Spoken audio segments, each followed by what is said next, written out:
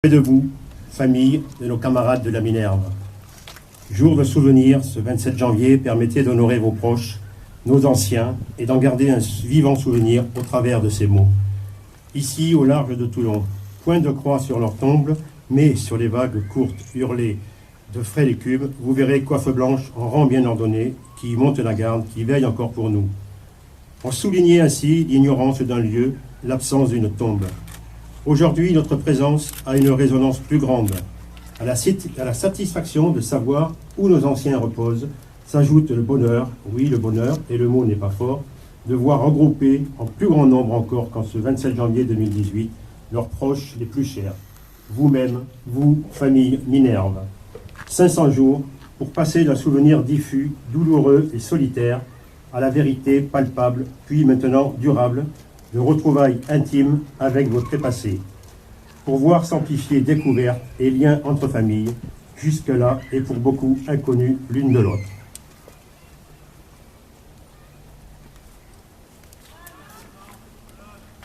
Allocution de M. Hervé Fauve. Il y a bientôt 2 ans, nous nous réunissions ici, en ce même lieu. Nous étions nombreux à nous retrouver pour commémorer le 50e anniversaire de la disparition de la Minerve. Notre mobilisation avait montré combien son souvenir était encore vivant. Nous n'imaginions pas que nous reviendrions 21 mois plus tard. Cette commémoration fut un tournant. Jusqu'alors, nombre d'entre nous, familles dispersées et le plus souvent isolées, nous étions résignés. Certains nourrissaient parfois de la rancœur vis-à-vis d'une marine qui ne disait rien, qui semblait cacher ce qu'elle savait. Au sein de la marine, on déplorait les soupçons qui pesaient sur elle, entretenus par la presse et qui lui semblaient injustes. Pour la presse, la Minerve était devenue un marronnier, un sujet que l'on ressort périodiquement pour remplir des colonnes, sans se poser de questions. Et pour le plus grand nombre, le nom de la Minerve était oublié. 50 ans avaient passé, une éternité. Ce tournant que je commençais à évoquer, ce fut celui de l'unité. Cette unité, elle s'est faite parce que nous avons pris conscience qu'en fait, nous ne poursuivions qu'un seul et même but. Perpétuer la mémoire de ces jeunes marins disparus, de ces marins qui, pour la plupart, se lançaient pleins de joie et d'espérance dans une vie qui commençait pour eux. C'était un équipage de jeunes gens, remplis d'espoir, qui s'entendaient bien, heureux de partir ensemble en mer. Ils allaient apprendre à connaître leur nouveau commandant, mon père, le lieutenant de vaisseau Fauve. Au fil des mois, j'ai appris à les connaître. J'ai découvert l'enthousiasme de Pierre Empin, la joie de vivre de Jacques Priard, l'amour du métier de Francis Leblois, l'engagement dans le scoutisme de Bernard Gadonnet, le second, l'engagement de Jacques Mallarme ou de Michel Danet. On m'a parlé d'Auguste Lemince, toujours prêt à aider, de la gentillesse d'Alain Guérin, des caractères affirmés de Bernard Eliès ou de François Meunier, de la méticulosité d'un Patrice Caillot, de Gilbert Leport, toujours prompt à entraîner ses copains dans les rues de Toulon, de Nicolas Migliaccio, Corse de Marseille, qui savait ouvrir tant de portes, de Bernard Elmer, qui adorait sa petite sœur, de ceux nombreux qui nourrissaient des projets de mariage, comme Marcel Boustal, ceux qui s'étaient engagés dans les sous-marins pour faire plaisir à leur père, comme Claude Boutorp, le seul appelé, ou de ceux qui commençaient à envisager de partir vers une nouvelle carrière, comme Bernard Doré, qui avait passé 10 ans, ou le sympathique Jean Anus, à la carrure impressionnante. Je m'arrête là. Sur chacun, il y aurait tant et tant à dire. C'est en pensant à ces hommes que nous avons réussi à nous unir. Au départ, nous étions quelques-uns. Pour nous, le plus dur fut d'abord d'oser exposer notre douleur aux yeux de tous, de vaincre notre pudeur et pour certains, de contenir leur colère. Mais cela nous permit de rallier à notre cause un nombre croissant de personnes, les autres familles, les amis, les marins d'hier et d'aujourd'hui, la presse, des élus, M. Hubert Falco, M. Philippe Vittel, ici présent, et enfin tous ceux qui souhaitaient nous soutenir. Ce fut le début d'un immense élan, où tous nous retrouvions progressivement unis dans une immense communion autour des 52 marins de la Minerve. J'étais au premier rang pour voir combien cette communion fut forte entre nous tous. Combien vous avez été nombreux à contribuer à faire avancer notre cause. Cela commençait par de simples encouragements, puis vers les idées, les conseils, les mises en relation, les contributions et parfois le travail acharné de certains. Nous n'étions plus seuls. C'était la fin de cette solitude dans laquelle nous nous sentions isolés depuis si longtemps. L'espoir de pouvoir faire un jour notre deuil, de pouvoir dire à ces marins « Nous vous avons cherché jusqu'au bout ». L'espoir de pouvoir dire un jour « Nous sommes là, nous vous avons trouvé ». Nous étions sans cesse plus nombreux, permettant à notre appel d'être entendu au plus haut niveau, permettant ce qui semblait inimaginable. L'annonce par Mme Florence Parly, ministre des Armées, de la reprise des recherches d'un sous-marin disparu depuis 50 ans, le seul bâtiment des marines occidentales dont les frères d'armes manquaient à la peine. Puis vint le 22 juillet, et l'annonce qu'à 45 km d'ici, l'épave de la Minerve avait été retrouvée et identifiée. Aussi, avant de nous rendre sur place demain, avec Madame la ministre des Armées et le chef d'état-major de la Marine, l'amiral Christophe Prazuc, je veux vous dire, sans crainte de trahir qui que ce soit, au nom de ces 52 hommes, au nom de leurs familles, au nom de ceux qui les ont aimés, au nom de ceux qui auraient aimé les connaître et les aimer, un immense merci à tous ceux qui nous ont permis de nous retrouver ici, aujourd'hui, autour du souvenir de la Minerve enfin retrouvée. Merci. En train de faire au moment où ils ont appris par la radio, dans la matinée du dimanche 28 janvier 1968, que le sous-marin la Minerve avait disparu la veille au matin, au large de Toulon, avec 52 hommes à bord. Je me rappelle du choc, de l'effroi, de la sidération, de la tristesse de la France entière. Tristesse que le général de Gaulle est venu exprimer à Toulon le 8 février 1968. Ce 27 janvier 1968, la France a perdu 52 de ses fils, parmi les meilleurs.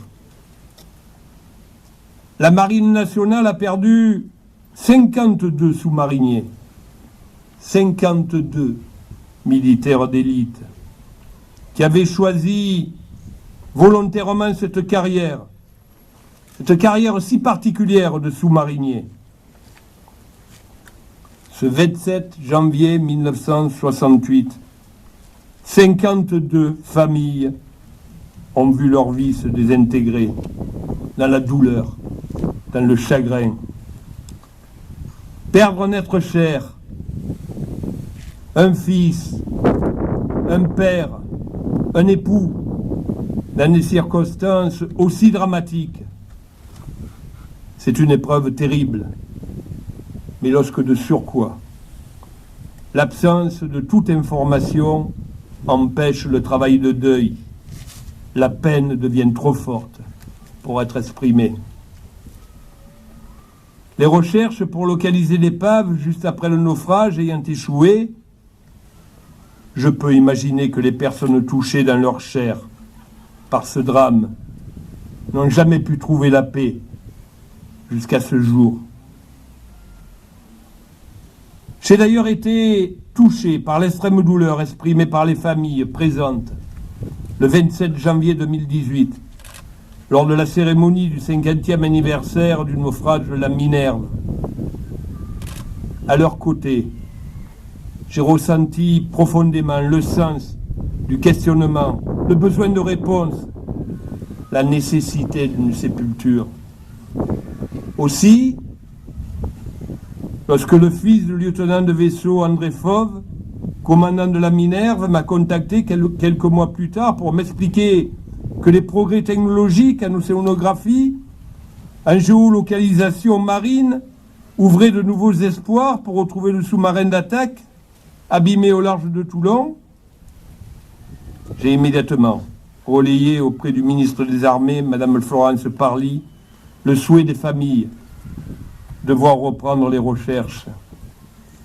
Je la remercie d'ailleurs d'avoir entendu cet appel, tout comme elle a également entendu celui du vice-amiral d'escadre, Charles-Henri Lelier, la Favori Duché, alors préfet maritime de la Méditerranée. L'amiral Duché, je connais son humanisme, son attachement à ses hommes. Je sais qu'il n'a jamais renoncé à l'espoir d'apporter aux familles des marins disparus le réconfort que représente la localisation de l'épave. Il savait toute l'importance de cette sépulture marine.